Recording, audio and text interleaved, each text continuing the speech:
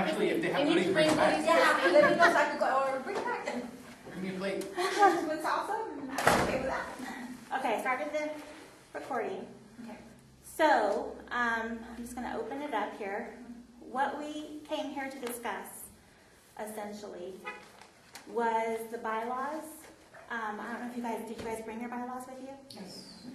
Okay, so if you turn to the membership section, which is the section 4, that's primarily where there is of a huge concern of the bylaws not being in compliance with the Ed Code. Hello. So you can take a seat anywhere. Do I sign in? You don't have to. If you'd like to, you can. I don't even know if they have anything back there. I'm not sure. I'm not sure. Hello. Sitting here? So I just opened it up, Susan, because it was a little after 4:30. So anyway, we're going to go over section 4. So is there a handout? Here you go, Nancy.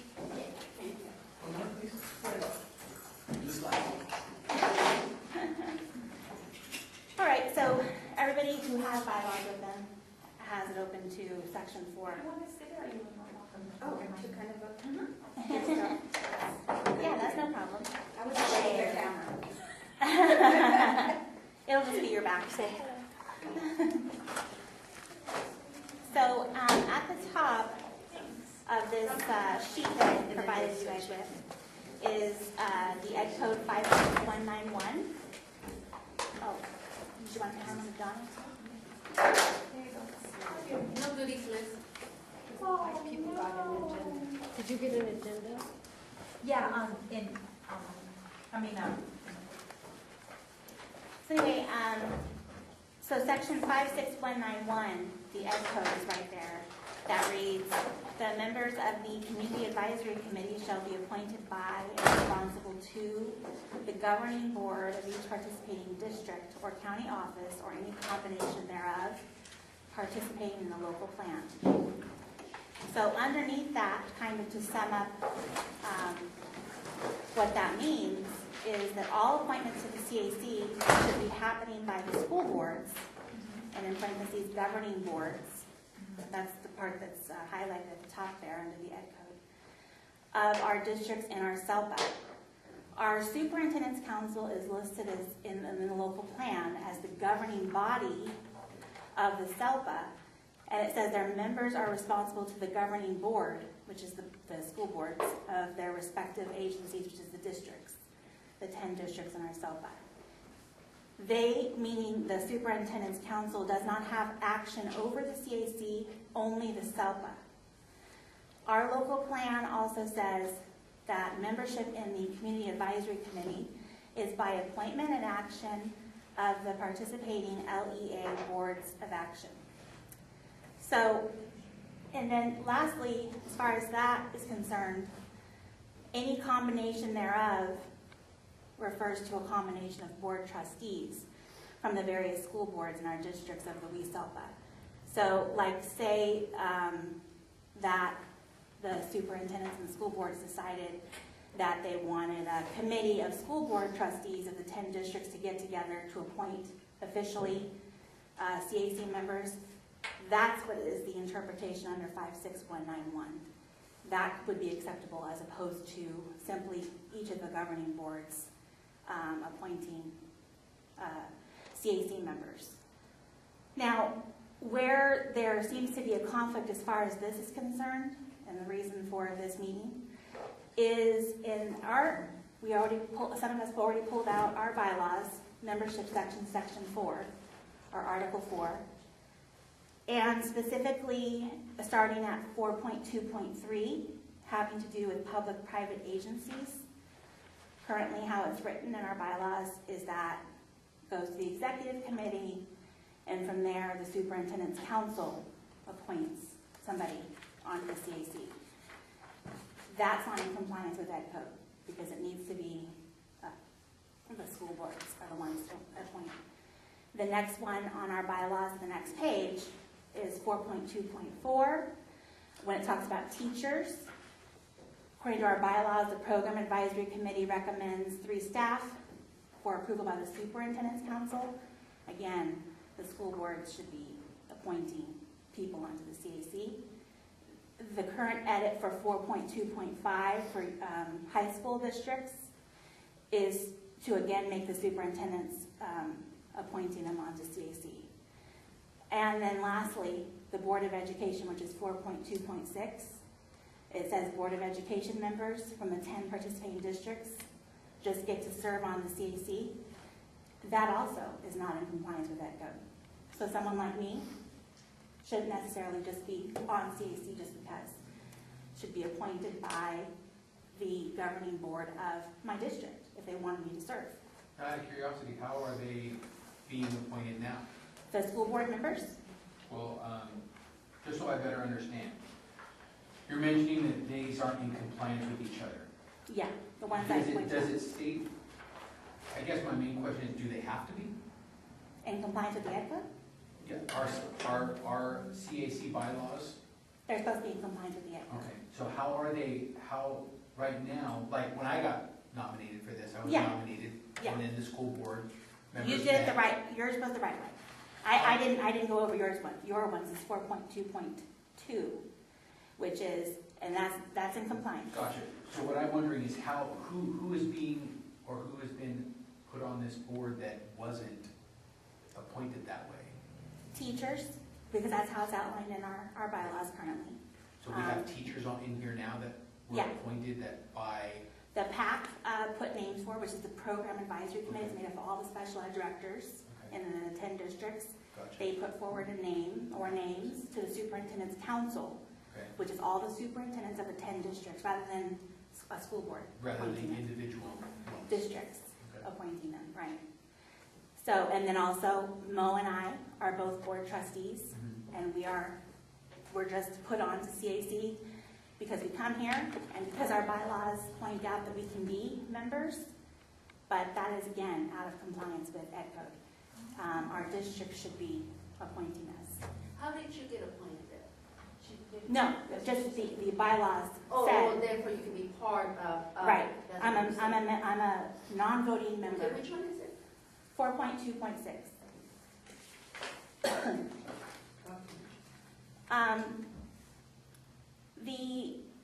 The part that I wanted to bring up also having to do with 56191, which is about midway on this page I handed out to you guys. It says, where appropriate, this procedure shall provide for selection of representatives of groups specified in 56192 by their peers, and I underline that part.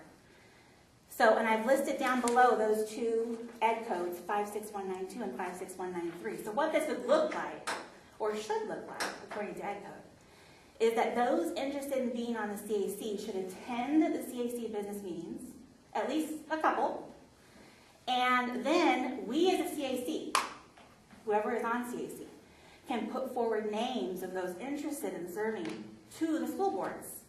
That's actually what the Public Information and Membership Committee was established to do, that Sharon's group currently, is they would be responsible to say, okay, you know, we have to always keep in mind that we need a parent majority of special needs children on the committee.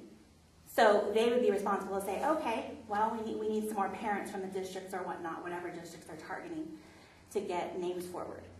And this would include, anybody can attend, obviously. That's what 56192 says. Anybody who is interested with the concerns of the needs of individuals with exceptional needs, that opens it up to anybody.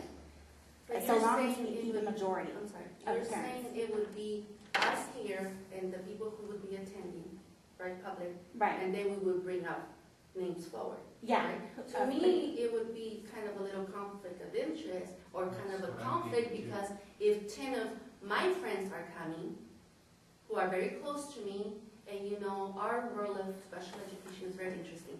It's a small world. But if, you know, we have a group of friends or a group of people, my friends, that we're nominating, I don't think it's quite being fair to the parents who are out there, you know, who should also have an opportunity. And not only that, to me, I just feel like why, it doesn't make sense to have it limited to that and us, you know, I mean, I like the way my district does it, you know, where my district, the advisors nominate parents, and we have several parents who interview different personalities. You know? What we've seen, So I well, don't a couple think things that to sounds say. right to me. A couple of things to say on that is, first of all, you can always put a cap on how many can be appointed from But each you're not getting district. my point, is the That's fact first. that there's people who are coming, there's always people who know people. That's And fine, I but don't you can, think it's each district fair can put a cap. that if we are nominating people just because they're coming. Well, that let me leads into answer the, that. Why don't you do this? Then what we could do is open it up to send out emails to all That's of our, already all of our. happening. I just think but- it would cause a lot of friction problem amongst people.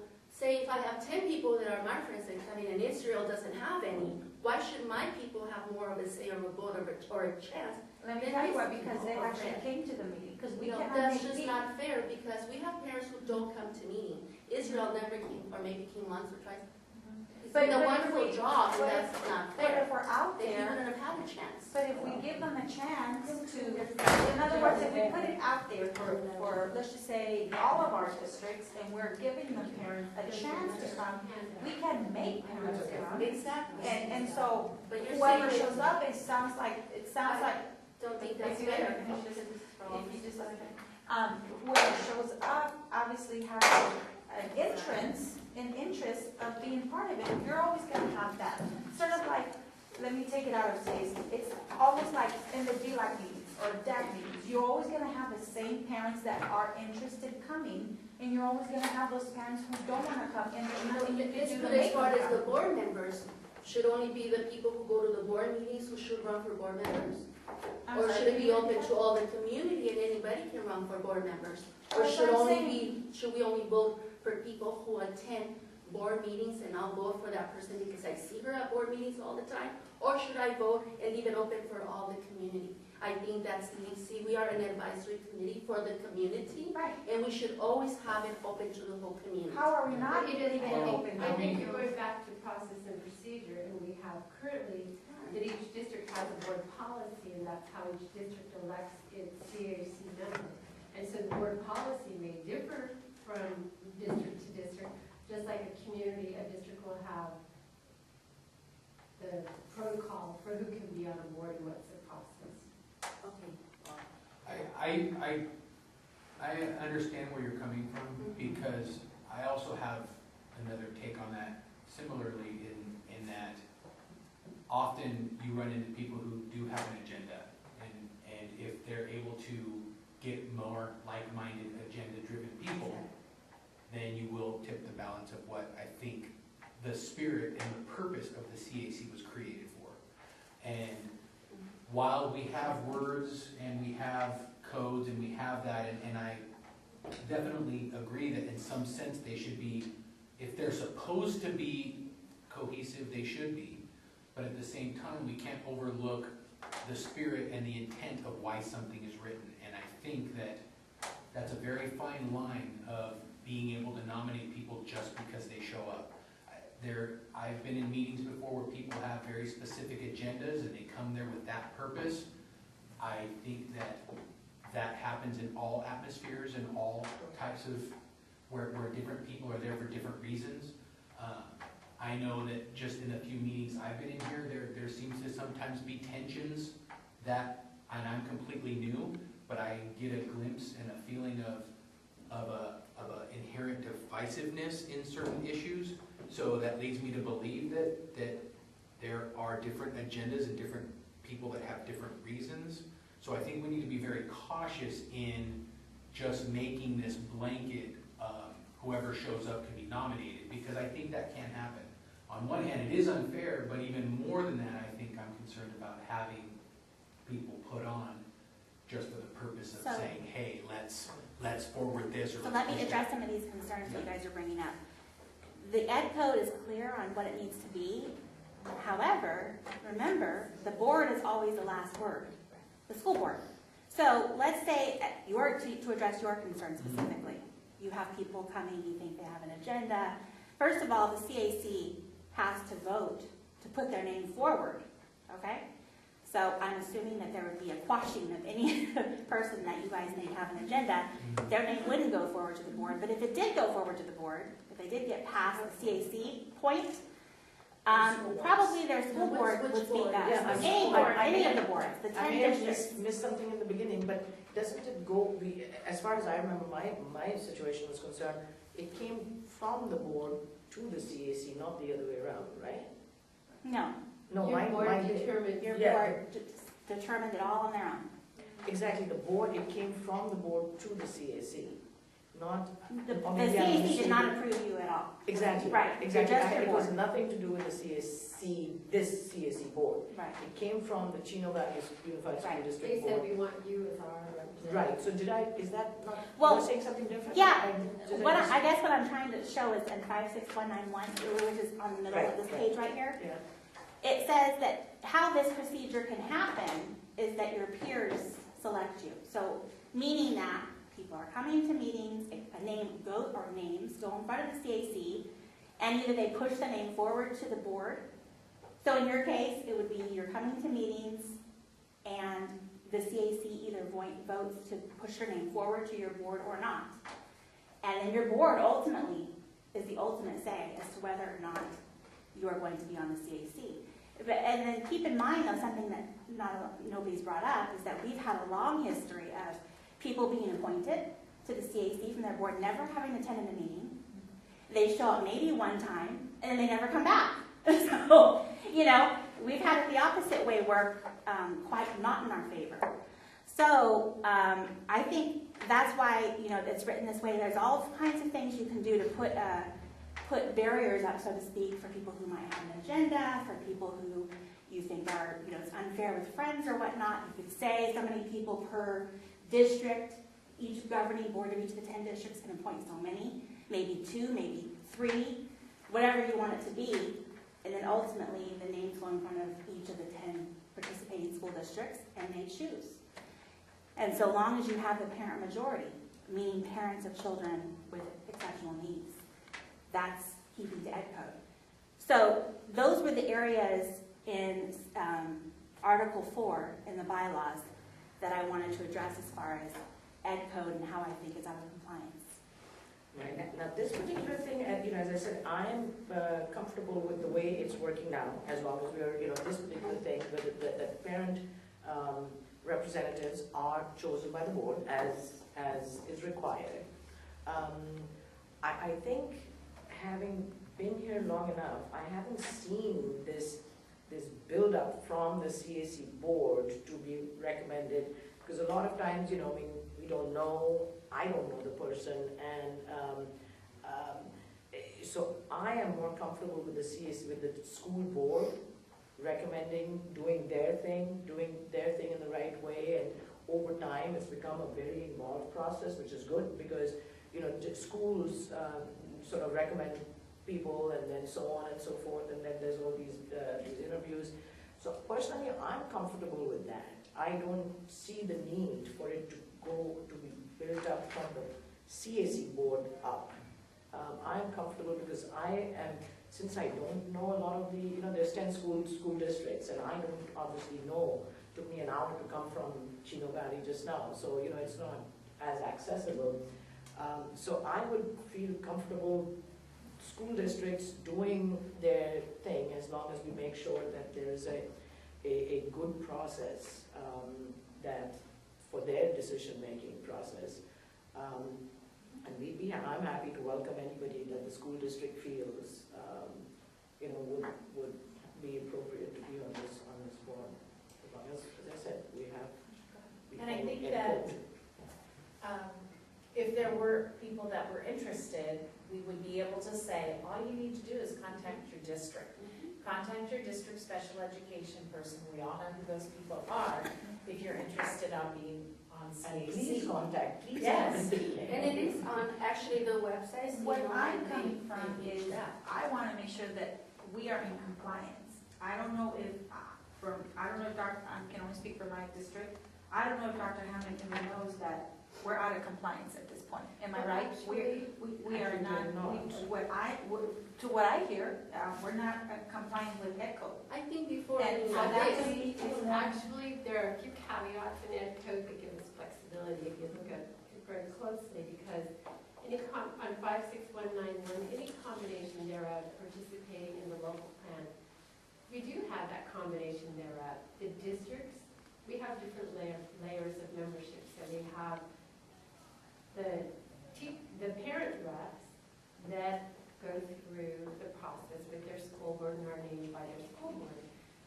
And then when you get down to our teacher reps and our student reps, which unfortunately we don't have any, it's got an inherent problem in it. How could 3 boards say that we're going to approve these high school students to be members, now send them to the CAC when our CAC bylaws call for 1 student? So it seems to me we almost have to retain the process that we have, and it says combination of thereof. In the local plan, we have it stipulated in our local plan that the 3 student names come before our CAC, go before the PAC. The PAC, the program directors, decide we've looked at these 3 students and we're selecting 1 to move forward, and that will be our 1 student that has a vote. Well, then superintendents approve it. I guess we could add a layer then that the board has to endorse that particular student or finalize it or something. But because you have to go through that narrowing down process, it wouldn't work to have the board approve them if 2 of them aren't going to be the ones that we're going to have. The same with the teachers. All 10 districts could submit names of teachers, but we limited it to 3 voting members. That is the biggest thing that I feel too, because we are this multi-district SELPA, and there are these 10 school districts, and so it's like, Chino's the biggest. Why shouldn't it be a Chino teacher if we can ever get somebody to drive over? But, you get into that kind of thing. And then the public agency, I think the issue with that is we're looking at 1 public agency to represent everybody. I think the problem we have is we say the executive committee selects them. Maybe that's not a problem, but the process has a little issue in it because, as we know, the executive committee cannot meet in private and interview these people confidentially. Everything has to be out in the open. So I guess they do sit there and select them, but everybody else has the right to be there. That's fine. Yeah. Well, again, I just feel that, I'm concerned about, us not being in compliance with, now here's my other question. If we are not in compliance, and I hope my question got down, can we be held accountable? Kind of like, with our bylaws, if we don't go by, the Brown Act, if we're not following the Brown Act, you'll be held accountable with that. Can that happen here as well? No, this isn't a Brown Act issue. I know, yeah, This is 2 different things. This is purely the California Department of Education code that you're contending with. So what happens if we're out of compliance with that? With what can we be held accountable? The last time we submitted the plan to the California Department of Education and they scrutinized it, they found no problem with it and found it to be in keeping with it. When was that? 2003. This particular board hasn't changed since 2003. And that's another thing, I hope I'm not gonna sound mean or anything, but, how long have some of these members been here? I've only been here this year. Is there any other members that have been here more than 2 terms, or is there such thing as that? But that's in the bylaws, I think. But in a way, it's kind of like not giving anybody else a chance to be part of I it. don't have it discussing that. They have been, it's always sent to parents, or like you said, giving the opportunity through, OMSD. Well, then I can argue As the the website same stuff. argument like you argued Yeah, earlier, that we're not They giving just the need to go forward. Obviously, we're Right, in compliance right. because they passed it in 2000. And I think But what I'm saying, I didn't make the same argument you made earlier about, we were talking about the people who shut up, we need to open it up to everyone. Does that That's a make sense? different Am I process, explaining it Liz. right? I think Our meetings are yeah. open, I think, in any Do you know what I'm saying? I don't know if organization. I'm explaining it right. You want sustainability, and so in order to have sustainability, because what we deal with is very complex, you want to have a combination of new people coming in as other their parents, their students max out, so you want to have a combination always. Like, for example, Edith, how long have you been part, I know there was two different. you Yeah, were we with with ONSD. ONSD and How long were you NJV. with- How long have you worked with ONSD? I did with ONSD was one term. And I've And I been here left, forever, and then so somebody don't else. even. Well, I guess a fair question, I mean, like you said, a fair question at the same time though is, how is that relevant? Yeah, right, that's what I'm. Yeah. How does that matter if how long? Obviously, somebody's been you here? know, Well, because it goes back to the way I understood her argument, like, we're not giving a parent and. no, I did not share. say that. I said we should give it and keep it the way it is now, where we give the No, when opportunity you to mentioned, all. when you we mentioned should that keep we it were that not way. giving the parents. Because if we only limit to parents, they will come. What if we only have parents from Upland? And we don't have parents from other districts, then I think we don't want to be missing the point here. You make very valid points, I mean, truly. Maybe I didn't make my point. Hopefully Maybe I'm not going forward, understanding. hopefully going forward, we have, we will be able to get more and more people, and hopefully the process that the districts uses also makes that happen. But I think right now, I think we're just saying about how appointments are made.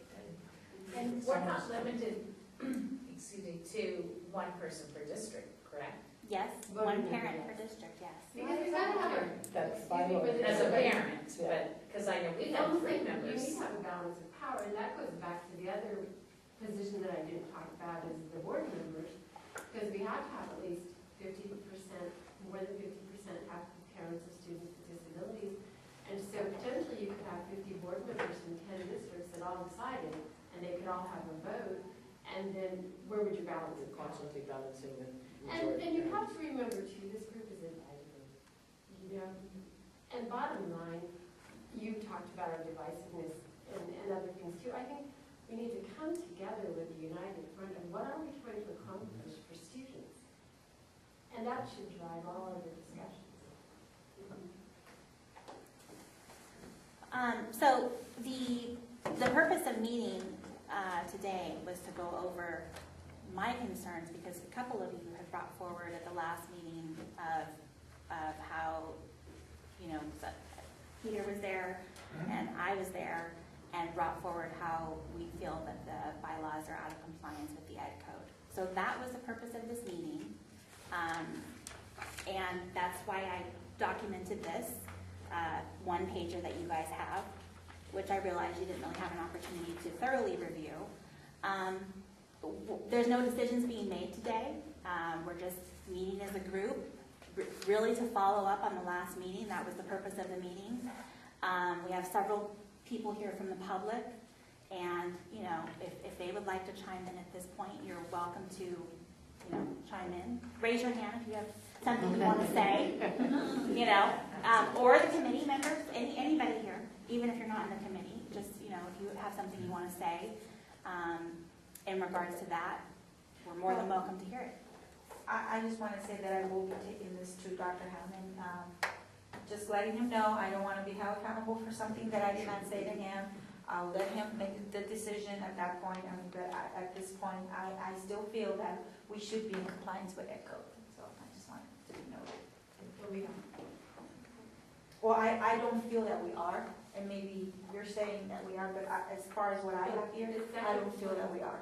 The second point I was going to make is that under 56191 versus where appropriate, that's what gives you your flexibility where Where appropriate. appropriate is not really So defined. locally, just like we have So local maybe we control need to funding define formula, Well, where, is this the whole statute here?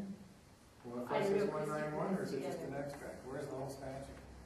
No, I wrote it separately here. Where appropriate is the second sentence. that And it they're says where referring to. appropriate, the procedure shall provide for selection. Okay, so it nowhere says here that it's supposed to be selected by anybody but the board members. It says here that where it's appropriate, this procedure, which is done by a combination of the various board members, school board members, it says where appropriate, this can be delegated to the peers of people here. Now, as Susan just pointed out, this is a talking shop, this is an advisory committee. The superintendents who run the CELPA are not the peers of the people who live here. The peers of the people who are in this committee. The peers of the people who are in the committee are the members of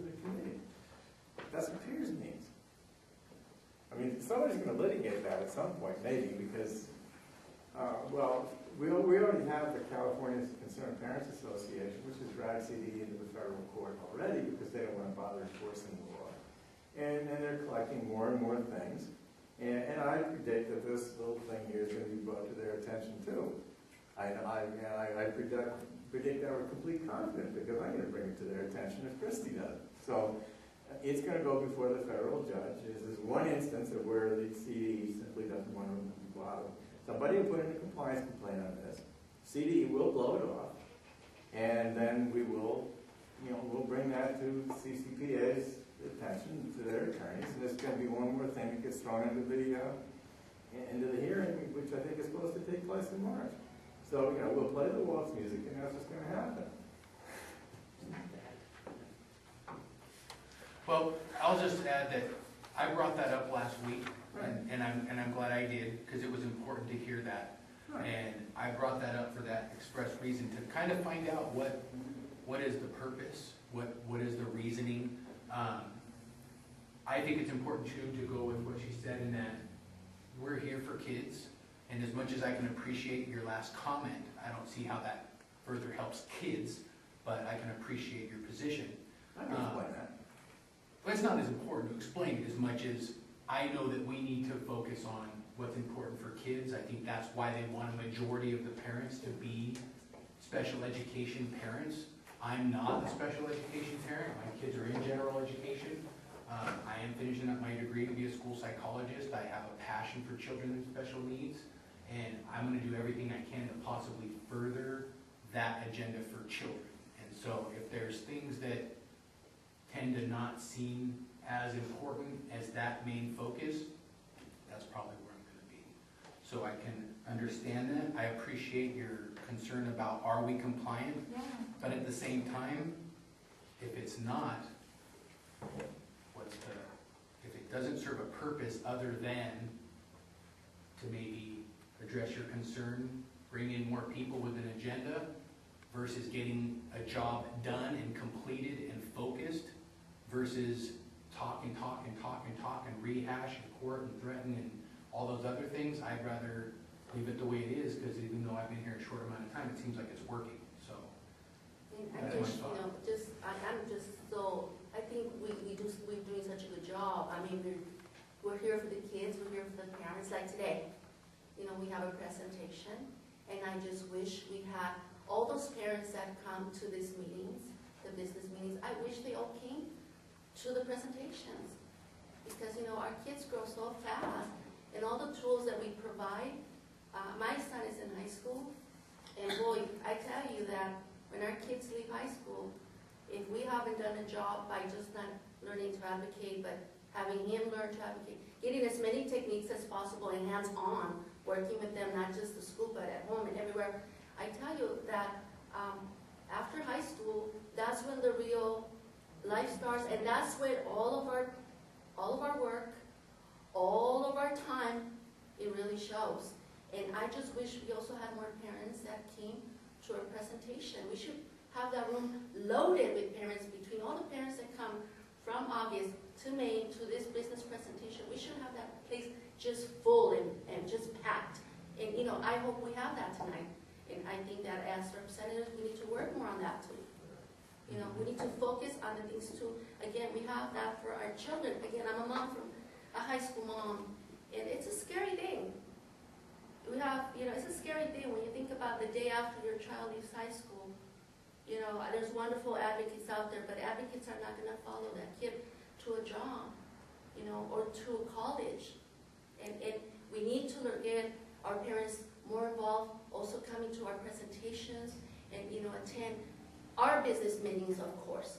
But, we need to, and I think we're doing a really good job. So we need to, again, like yourself, I think we're doing a great job, and we need to grow that more.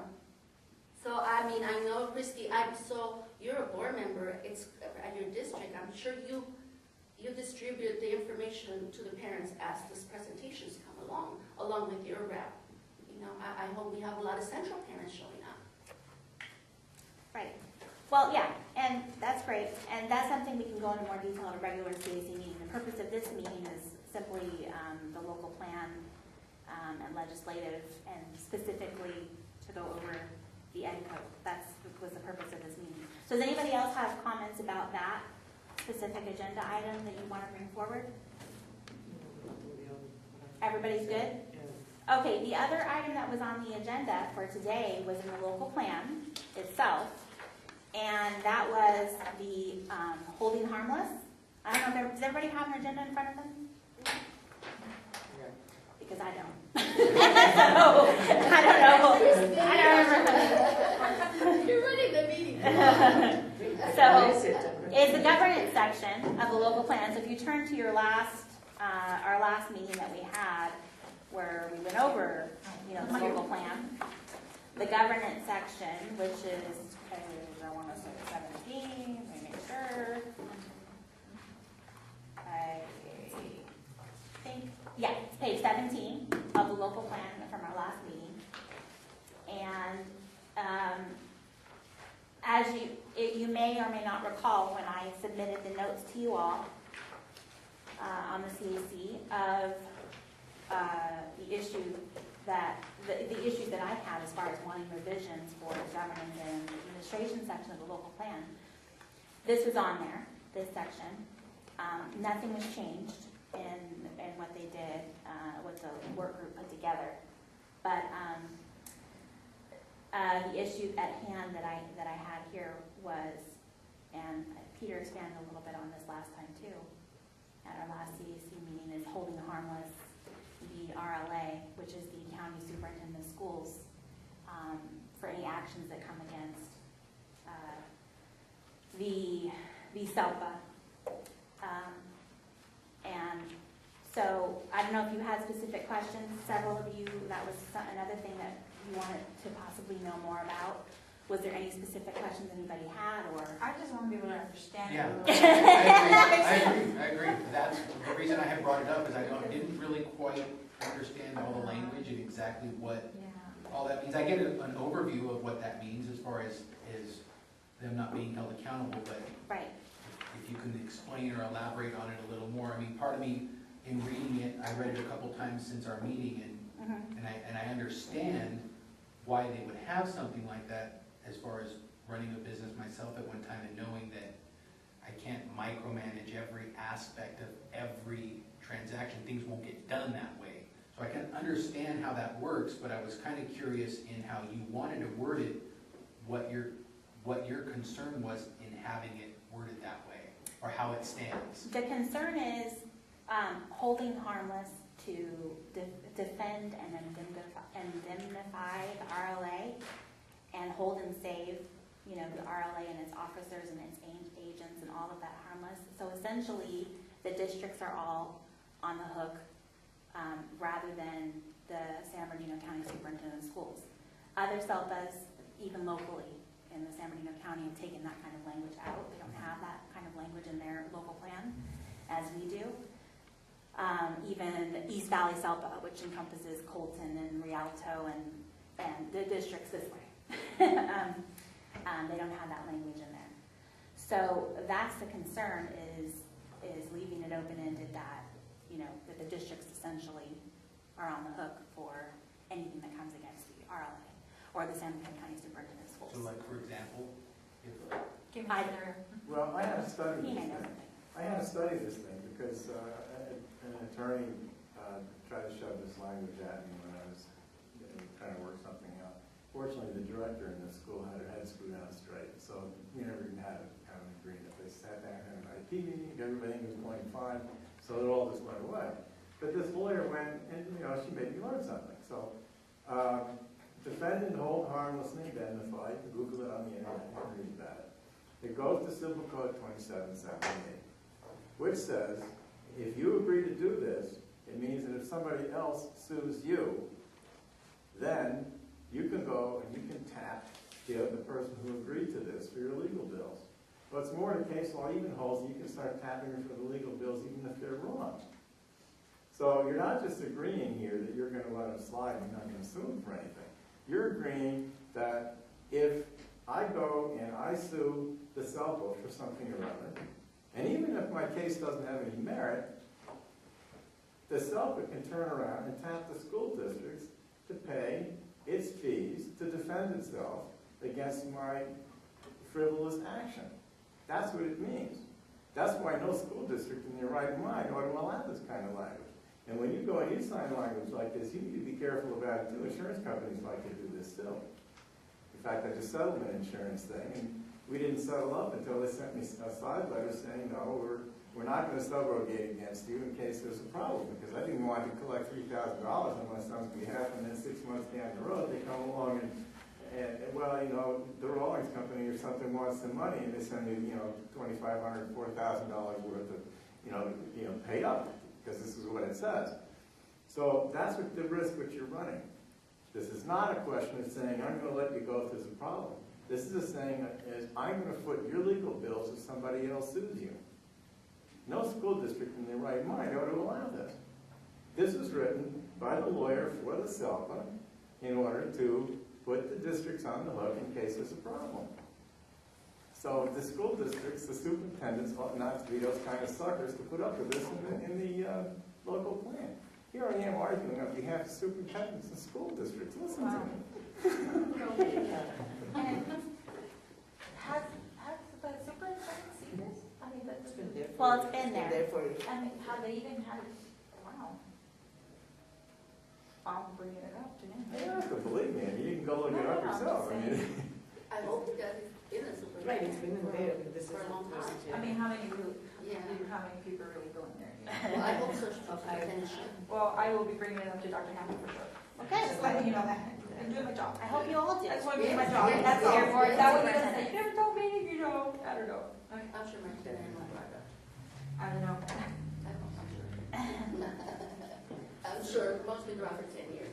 So any other comments on that or questions on that one? That was the other issue on the agenda that I wanted to bring So forward. what I wanted to know, since we are reviewing things, again, because. Just these two specific So, sections. Since we're going through, we're in the process of, going through all of this and making sure that, you know, everything's up to date or we agree, whatever. If we don't agree with some of this stuff, what happens? I mean, do we say, do we, you know, we bring it up to the board? We vote on it or what? we have a second reading coming up, so we So can. here's the process. Mhm. Tomorrow it goes to pack and fac for first reading. Next, on the 21st, it goes to superintendents for the first reading. Then in March, it comes back to each group for the second reading. And then in April will be approval by SUPS with each of your groups moving it forward or not. And then it goes to the school boards, and then it goes to the CDE for their blessing on it. So that's the process. I think looking at the indemnification from another perspective, though, if you're superintendent of schools or whoever the RLA is, because we have across the state all kinds of districts being the RLA, county offices of ed, you know, there's JPAs, all the different versions out there. From a business perspective, like I think you said, Israel, probably an RLA would not agree to be your RLA without indemnification. That's my thought too. I mean, that was, in reading it, that was my initial thought, so well, there's it's no good to problem. know, it's just, it's good to know so we There's can. no probably find about out. it. The RLA is Gary Thomas. He's the RLA for the East Valley Shelter that doesn't have this nonsense in the local plan. I just spoke to Anita this afternoon, and she didn't indicate that. So. Well, I read the local plan. You can I go read knew the you East did. Valley local plan, and they do not have this nonsense in there. Their local plan is available on the Educate Advocate website. I have all the local plans of most of the Inland Empire SOPAs on there, Now, and that one's on there. out of curiosity, like you were gonna mention, you're gonna ask yours, it's just to see why would they, in regards to what she mentioned about, they wouldn't wanna be the RLA. Right.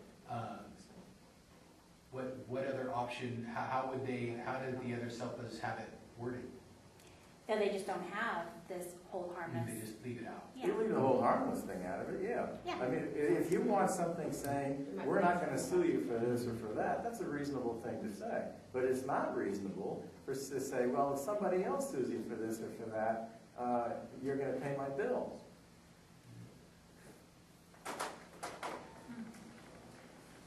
Very interesting.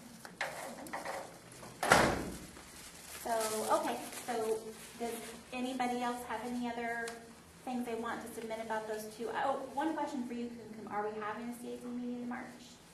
It says tentative on the, Right, yeah, I think we are. I mean, are we gonna go over the full local plan and the CAC final let's again? just see, because in any case, we're due for a second reading at that time. Yeah, So yeah. So I think we've had enough exposure to it so that we can take it into the second reading and sort of go through the Right. same But process. you've had the CAC bylaws, not the full local plan. Right, true. Yeah, but I think we can still do that discussion. I think the discussion last time worked. It's just two specific things came up, and then you suggested to have it this way. So I don't know. That'd be the second reading in March. Right, I don't think we'd have a completely, just focus completely on that. We'd probably include it as part of our regular meeting. We'd certainly have that. How Is do that you- what you're asking? Is Christine? there enough time for that? Um, To go through the whole thing and, I don't know if we need a whole thing, do we? I mean, Well, I'm gonna say that, the bylaws is a large part of it. I was which we wondering if you sort of- wanted a study group, like an hour before the official meeting, and Okay. anything that's not done, you can incorporate. Okay. Maybe we'll do something like The that. CAC local plan, the whole That's the study whole, session. we've done the bylaws very closely. Okay. What do you mean by a study group? You mean a local plan study group? What do you mean? I think We just have a presentation. so many members that, well, it was approved in '03.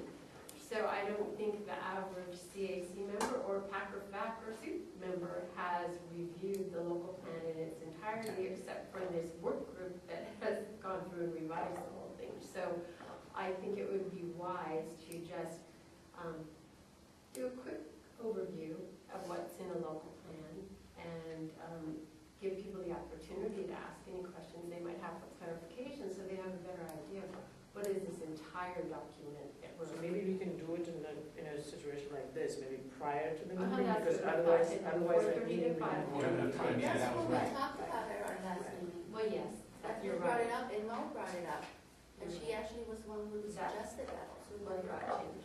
So it was brought up at our last meeting. okay, We all so the agree question to is, that. I'm confused about the question again. The question is, our next board meeting, do we go over all of this again, or just meet before the board meeting and discuss it again? And get a presentation just like so, just like so, except this one it was decided to do only these two and nothing else. So we probably can have a similar kind of, meeting Right. with, again, the people who are interested and everything, to do a more detailed understanding of the local plan. And why it's set up. or just like this, just so you can look at any other areas you may have concern. Which is nice, because it gives us time to, since we have to have a second reading, it gives us time, like you want to talk to your administrator about it. So when we come back for the second reading, you're kind of like, hey, This is I'm what he either brought for up. this or I'm really not for this. And then And it by gives us then enough time. superintendents will have had Have their. enough time to look at it too as So well. that's when you go and talk to him and be like, what? How many readings are we gonna have before how does it work? I'm sorry. First and second reading and then approval. I'm sorry? First and second reading and then approval, just like they do with board policies and administrative files. So technically three, right? We'll meet 3 times for it. so. And so the study session, is it open to the public? Is it only open to CAC? How does it work? We've usually made it open to everybody. We've never really, if you recall, we've really had no meetings that are only CAC members. So again, I don't see why it should be any different. So maybe go over what's the structure of our local plan, and then what are the areas that we've revised, and then people will have a better understanding. Right. Okay. So if you want to go ahead and agendize that, I'll be more than willing to present that. Okay. Do we have a date again? March 11th That's that. is what it says tentatively on the CAC webpage. Does that mean it can change? I assume it would, because those are the dates that were given at the very Right, beginning, right. it's a tentative date. 4:30 again? Again, For that's the something. judging, the judging for the art contest, is that in April, I think so. or is it in March? Because I thought, I'm not sure. I don't have that one memorized. we've done it in March, right?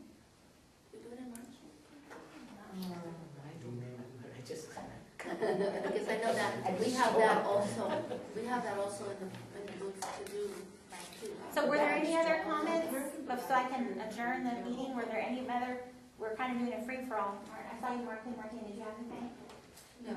Okay, and nobody else? Then we're gonna officially adjourn and you guys can talk about whatever. And so our training starts at